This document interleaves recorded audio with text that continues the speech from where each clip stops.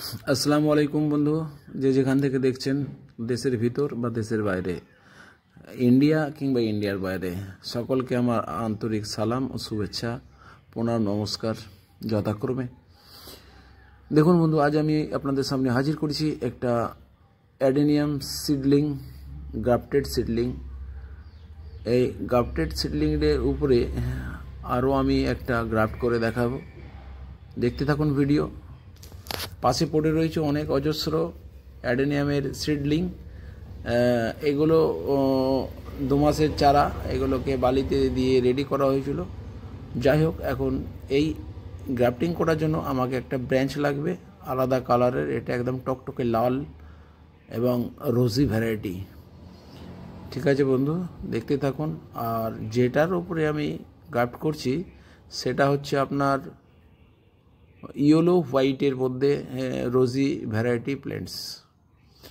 আমি তার উপর করছি একদম লাল টকটকে একটা রোজি ভ্যারাইটি গ্রাফট করছি। দেখুন কিভাবে গ্রাফট করতে হবে। গ্রাফট করতে গেলে আপনাকে একটা ভিসে পেডে সুন্দর করে থুতরে না যায়, সুন্দর করে কেটে নিতে হবে এবং যেন ঠিক সেলুলার এবং ভেসিকুলার জাইলেম ফ্লোয়েমের সাথে যেন ঠিক অ্যাডজাস্ট হয়। সেই জন্য আমরা অত সব কিছু বুঝবো না, আমরা সরাসরি স্কিন টু স্কিন, এর স্কিন থেকে ওর স্কিনের যেন অ্যাডজাস্ট হয়। স্কিনের সঙ্গে স্কিনের মিলিয়ে দিতে হবে, স্কিনের সঙ্গে স্কিনের একটা মিলিয়ে দিয়ে আমরা গ্রাফট করব। তার জন্য সেভিং ব্লেড নেওয়া হয়েছে। সেভিং ব্লেডকে স্যানিটাইজ করে নেওয়া হয়েছে। এমতো অবস্থায় আমরা ওই গ্রেড ভি সেফেড কাটা যে ব্রাঞ্চটা আছে, সেই ব্রাঞ্চটা আমরা কেটে নিয়ে এসেছি, সেটা এই জায়গায় ভালো করে সেট আপ করে দেবো। দেখুন থুতরে না যায়, কোনো অংশ থুতরে গেলে কিন্তু অ্যাডজাস্ট হবে না। আর এটাকে গ্রাফট করে নেওয়ার পর এটাকে আমরা ঠান্ডা শীতল জায়গায় 1 সপ্তাহ রেখে দেবো এবং এটাকে হেলিয়ে বা শুইয়ে রেখে দেবো। যদি আমি হেলিয়ে বা শুইয়ে রাখি তাহলে গ্রাফটটা 100% সাকসেস হবে। দেখুন এখানটা একটা হলুদ লালের একটা রোজি ভ্যারাইটি প্ল্যান্ট, তার মধ্যে একটা রেড রোজি ভ্যারাইটিস গ্রাফট করলাম। অলরেডি আগেরটা গ্রাফটেড প্ল্যান্টই ছিল, আগে গ্রাফট করেই রেখেছিলাম। আবার নেক্সট টাইম দেখুন এখানে আমি আর একটা গ্রাফট করলাম। এই প্ল্যান্টের উপরে আমি আরও 4টে গ্রাফট করব। সেটা আমি অন্য ভিডিওতে দেখাবো। ভিডিও ছোটোর মধ্যে রাখতে চাই, 5 মিনিটের মধ্যে ভিডিও রাখতে চাই। আমার বন্ধুরা সবাই রিকোয়েস্ট করেছে যে ভিডিও 5-6 মিনিটের মধ্যে হওয়া চাই, কারণ হচ্ছে কি নাহলে আমরা অত লং টাইম দিয়ে ভিডিও দেখতে পারবো না। যাই হোক বন্ধু, দেশের ভিতর দেশের বাইরে প্রবাসী যারা চ্যানেলকে সাবস্ক্রাইব করেছেন তাদেরকে সকলকে ধন্যবাদ, যারা সাবস্ক্রাইব করেননি তাদেরকেও ধন্যবাদ।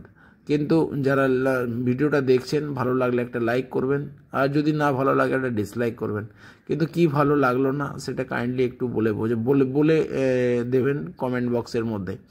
আর বন্ধু পাশে থাকবেন, দেখতে থাকুন ভিডিও। প্রতিদিনের মতো এরকম ভিডিও আসবে।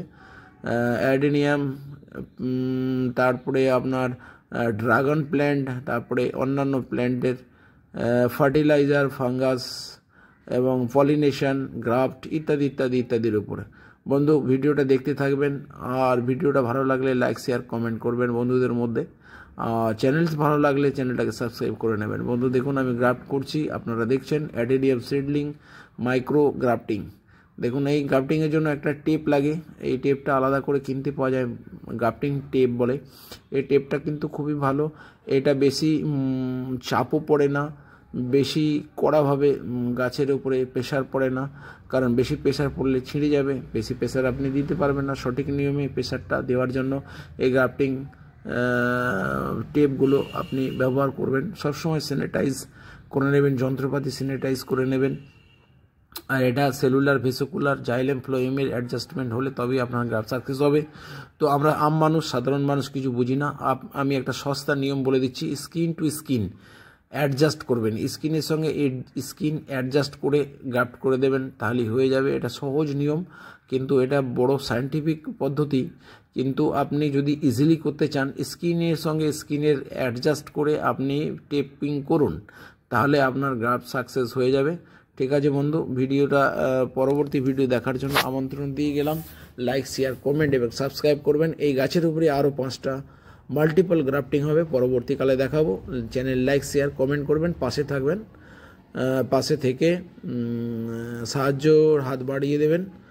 আশা করি সকলে ভালো আছেন এবং আগামীতে ভালো থাকবেন। সকলের জন্য দোয়া করবেন। জয় হিন্দ, বন্দে মাতারাম, খোদা হাফেজ।